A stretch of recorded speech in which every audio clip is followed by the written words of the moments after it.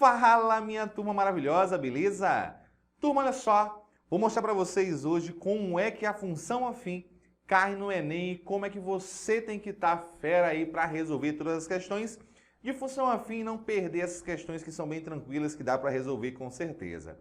Se você não me conhece ainda, eu sou o professor Thiago Araújo, teu professor de matemática, e já adianto a você que no último link da descrição tá lá uma lista de exercício com questões de função afim que já caíram em provas anteriores do Enem. Dessa lista eu vou responder nesse vídeo aqui 5 questões que é para você ficar fera e conseguir responder as outras, tranquilo? Então vem comigo já para a primeira questão, mas antes disso peço para você se inscrever aí no canal e se esse vídeo te ajudar, clica no gostei e se ajudar de verdade mesmo, compartilha com seus amigos para todo mundo ficar fera em matemática e para você também me ajudar a continuar ajudando outras pessoas, tranquilo?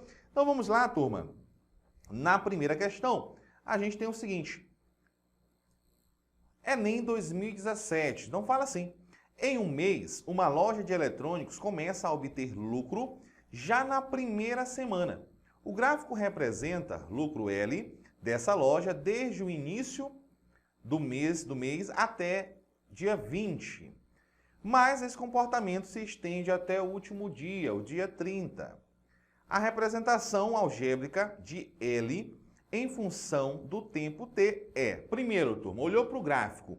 O gráfico é uma reta, então o gráfico é uma reta, logo a minha função é uma função afim.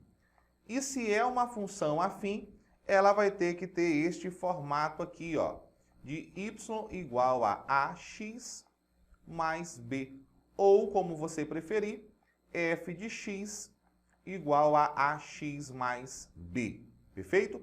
Só que, dependendo do problema, você vai utilizar algumas letras em especial. Turma, primeira dica, olha a dica maravilhosa que eu vou dar para vocês. Sempre que você tiver o gráfico de uma função afim, o que você vai analisar? Vai analisar duas situações. Eu tenho aqui o meu gráfico, né? Vou colocar aqui o gráfico da função. Se esse gráfico tiver interceptando aqui, ó, se todo gráfico vai interceptar, mas se tiver aparecendo os valores, é maravilhoso. Por quê? Porque esse ponto aqui, ó, no eixo Y, é justamente quem? É justamente o coeficiente B. E esse ponto aqui, ó, é justamente o zero da função. Só que esse zero da função me ajuda bastante. Por quê? Porque esse zero da função, quem é ele aqui, ó? Como é que eu posso escrever ele? Ele é menos b sobre a, certo? O zero da função numa função afim é menos b sobre a. O b eu já sei, é aquele que vem no eixo y. Deixa eu colocar só os eixos para você ficar fera na parada aqui, ó. Beleza. Só que eu posso reescrever isso aqui de uma outra forma. Como? Da seguinte maneira, eu posso pegar e escrever que o coeficiente a é igual a menos b sobre x. Pronto. Se eu fizer isso, eu consigo descobrir tanto quem é o coeficiente a, como quem é o coeficiente b numa boa. Por quê? Vamos aqui voltar para a questão. Olha o ponto que eu tenho aqui, ó. Aqui é o coeficiente b. E olha esse ponto aqui, ó. Esse aqui é o zero da função. Através do zero da função, eu consigo descobrir o coeficiente a. Então, vamos lá colocar aqui as informações. Eu já sei que o meu b, a minha função, ó, é L de t. Então, lembrando que eu tenho L em função de t. Então, vai ser um coeficiente a vezes t, mais o coeficiente b. Só que o b já veio de graça. Quem é o b? O b é menos 1000. Perfeito? Pronto. E como é que eu faço para descobrir o coeficiente a? É só usar essa formulinha que eu acabei de mostrar para vocês. Menos b dividido por x. Só que quem é o x? É esse zero da função, tá? Só lembrando que esse x é o zero da função. Perfeito? E aí ficou fácil, ó. Quem vai ser o meu a? Vai ser menos b, menos quem é o b? Menos 1000. Então fica menos 1000 dividido pelo zero da função. E quem é o zero da função? 5. Logo, menos com menos dá mais. 1000 dividido por 5 vai dar 200. Beleza? Então, o meu coeficiente a é 200. Logo, ficou fácil. a minha funçãozinha é L de t, o A é 200 vezes t, mais o B, lembrando que o B é negativo, então vai ficar menos 1.000. Logo, a minha função está aqui. L de t é igual a 200t menos 1.000. E isso está onde? Na letra D de deu certo, né? Então, 200t menos 1.000, letra D de deu certo. Então, observa aqui que além de responder a questão daquela aulinha top, então, sempre que tiver o ponto de interseção no eixo Y e o ponto de interseção no eixo X, fica fácil descobrir a função, beleza? Então, próxima questão. Vamos lá na questão também do Enem 2017, fala assim, ó. O sistema de depreciação linear, estabelecendo que após 10 anos o valor monetário de um bem será zero, é usado nas declarações de imposto de renda de alguns países. O gráfico ilustra essa situação. Então tá aqui. Uma pessoa adquiriu dois bens, o A e o B, pagando 1.200 e 900 dólares respectivamente. Considerando as informações dadas após 8 anos, qual será a diferença entre os valores monetários em dólar desses bens? Então, turma, olha só, você tem duas situações. Primeiro, você tem a situação A. Então, eu vou colocar bem aqui o A. Perfeito? Situação A. E aí você vai ter o gráfico para a situação A. Perfeito? O que vai acontecer com esse gráfico? Você tem, deixa eu só mudar de cor para ficar melhor. Você tem aqui o gráfico, independente de qualquer coisa, aqui dia no 10, 10º ano vai estar zerado, tá? Lembrando que aqui é zero. No A, vai começar com 1.200, então começa aqui com 1.200, perfeito? O que eu preciso fazer? Calcular quando for 8 anos. Então eu preciso calcular aqui, ó, quando for 8. Só que para calcular quando for 8, eu preciso descobrir o quê? A função. Então, determinando a função, eu vou conseguir descobrir quem é esse meu camarada aqui, esse meu y. Então, vamos lá, com calma. O coeficiente b já foi dado. Lembra que o coeficiente b é sempre o ponto que está interceptando o eixo y. Então, esse é o b. E aí você sabe também que o a fica fácil quando eu tenho o zero da função. Quem é o a? O a é menos o coeficiente b dividido por x. Mas quem é o b? Não é 1.200? Então vai ficar menos 1.200 dividido por x, que é o zero da função. Então o zero da função é 10, cancela 0, logo isso aqui vai dar menos 120. Aí, turma, eu sei que a minha função vai ficar assim, ó, y, vou botar aqui o YA, que é do bem A, vai ser igual a menos 120 x mais 1.200. Pronto. Essa é a função para o A. Como eu quero calcular para 8, o que a gente vai fazer? Vou calcular bem aqui embaixo. Ó. Vai ficar y do A vai ser igual a menos 120 vezes 8 mais 1.200. Isso aqui implica dizer que o y nesse ano, né? Esse valor, nesse ano, lembrando que é o valor monetário no 8º ano, vai ser igual 120 vezes 8, quanto é que dá isso? 120 vezes 8, vai dar 800, 960. Então, aqui vai dar menos 960. Menos 960 mais 1.200, isso aqui vai dar 1.200 menos 960, vai dar 240. Pronto, já descobri o valor monetário no 8º ano para o bem A. Agora a gente vai fazer a mesma coisa, só que para o bem B. Vou pegar também o gráfico. Lembrando que eu tenho y e x, né? Não coloquei, então vou colocar aqui y e x. E aí eu tenho o seguinte, aqui é 0. Vou fazer tudo do mesmo jeito. Lembrando que vai zerar lá no 10. E aqui, nesse caso, vai ser 900. Beleza. E aí o que acontece? Vamos descobrir o valor de B. O de B já foi dado, né? Que é esse 900. Então, B é o 900. O de A fica fácil, lembrando que A vai ser igual a menos B, então é menos 900, dividido pelo zero da função, que é 10, então cancela o zero. Aqui vai dar menos 90. Logo, a minha função ficou bem tranquilona de fazer, né? Vai ficar y do b é igual a menos 90, x mais 900. Só lembrando, turma, que a função afim, ela tem esse padrão aqui, tá? Ax mais b. A gente já colocou isso na questão anterior, mas está aqui novamente. Beleza? Pronto. Como eu quero calcular agora para o 8º ano, vai ficar assim, né? O YB aqui para menos 90 vezes 8 mais 900. Isso aqui vai me dar quanto? O YB é igual a quanto? Turma, quanto é que é 8 vezes 90? 8 vezes 9 dá 72. Então aqui vai dar 720. 900 menos 720 dá 180. Então o que vai acontecer? Eu vou ter aqui 180.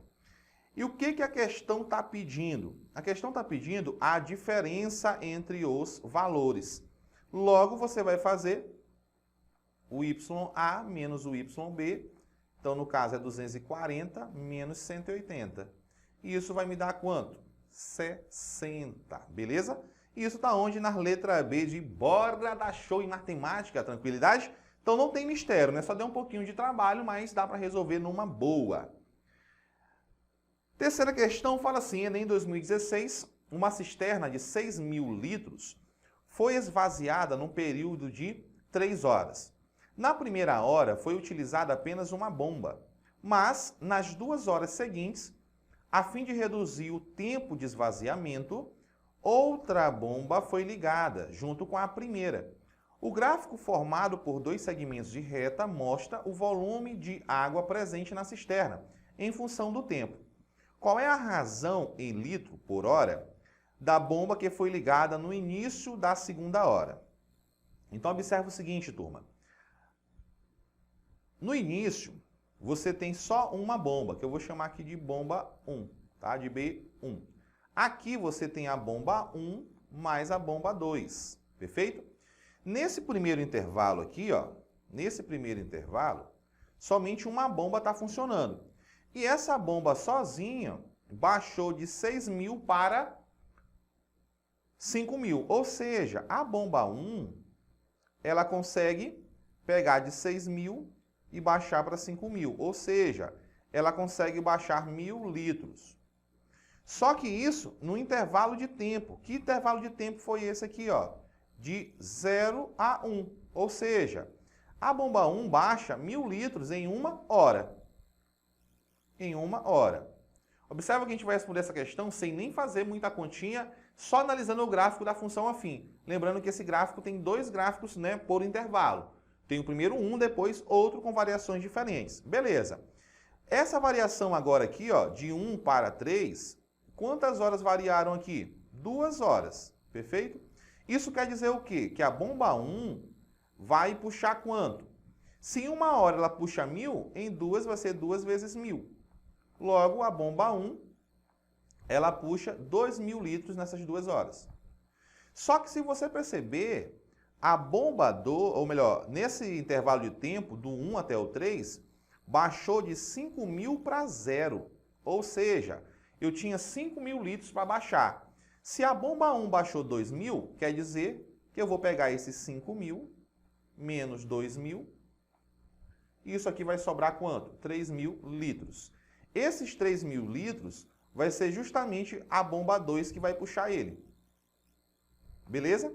Só que essa bomba 2 gastou quanto tempo para fazer isso? Junto com a bomba 1? 2 horas, né? 2 horas. Então eu vou pegar esses 3.000 e dividir por 2.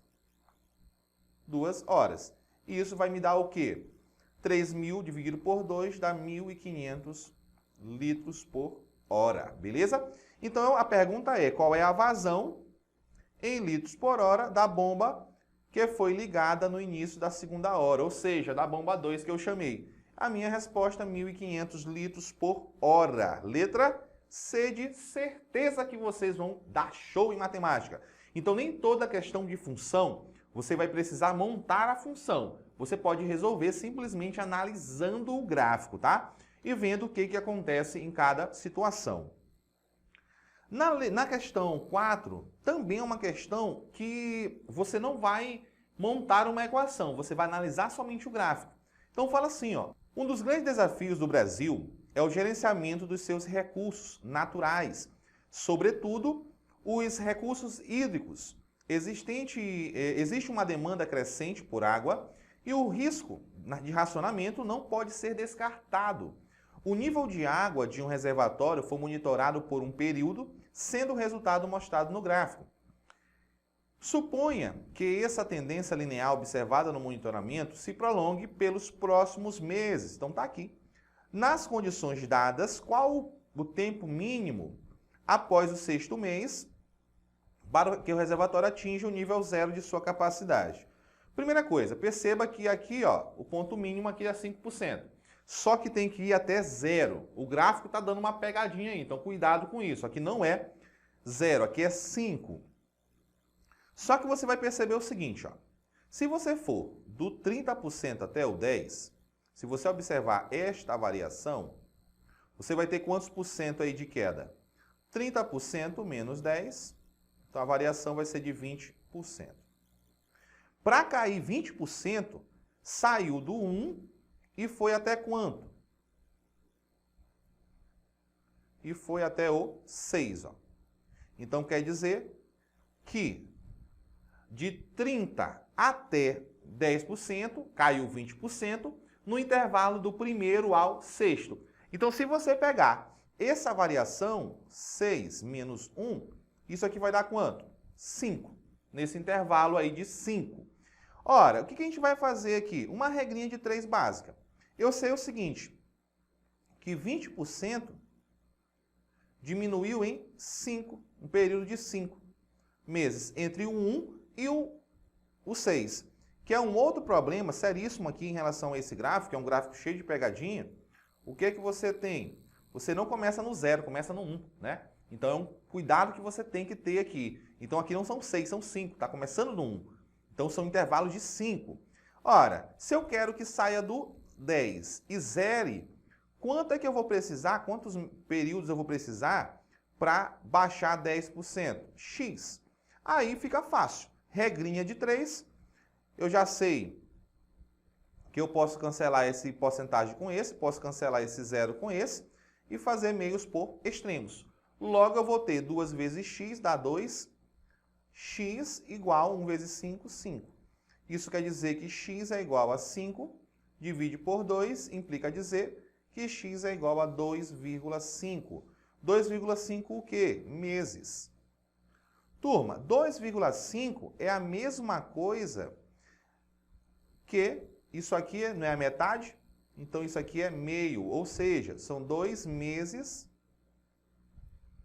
e meio. Logo, está na letra A de estou ficando fera e vou dar show no Enem. Turma, olha só, cuidado com essas pegadinhas. Esse gráfico, o 0 não estava ali, estava 5% e 1%. Então, cuidado com essa interpretação, tá? O que foi que a gente fez? Como é uma função afim, você consegue fazer essa proporçãozinha aqui por regra de 3, beleza? Então, na última questão aqui deste vídeo, fala o seguinte, Enem 2012, as curvas de oferta e de demanda de um produto representam, respectivamente, as quantidades que vendedores e consumidores estão dispostos a comercializar em função do preço do produto. Em alguns casos, essas curvas podem ser representadas por retas. Suponha que as quantidades de oferta e de demanda de um produto sejam respectivamente representadas pelas equações. Então está aqui, oferta QO e demanda QD. Em que QO é a quantidade de oferta e QD é a quantidade de demanda. E P, o preço do produto. A partir dessas equações de oferta e demanda, os economistas encontram o preço de equilíbrio de mercado, ou seja, quando a oferta e a demanda se igualam. Para a situação descrita, qual o valor do preço em equilíbrio? Turma, se aqui tivesse gráfico, eu teria duas funções afins, onde esses gráficos iam ter um cruzamento e esse cruzamento seria o equilíbrio. Logo, eu preciso simplesmente igualar essas duas expressões. Então, eu vou ter que igualar QO é igual a QD. De forma que vai ficar o seguinte, ó. Eu vou ter menos 20 mais 4P, isso aqui igual a 46 menos 2P. E aí a gente vai resolver a equaçãozinha de maneira bem tranquila, né? Eu tenho 4P, menos 2P vem aqui mais 2P, igual a 46, menos 20 vem para cá mais 20. 4P mais 2P dá 6P, 46 mais 20 dá 66.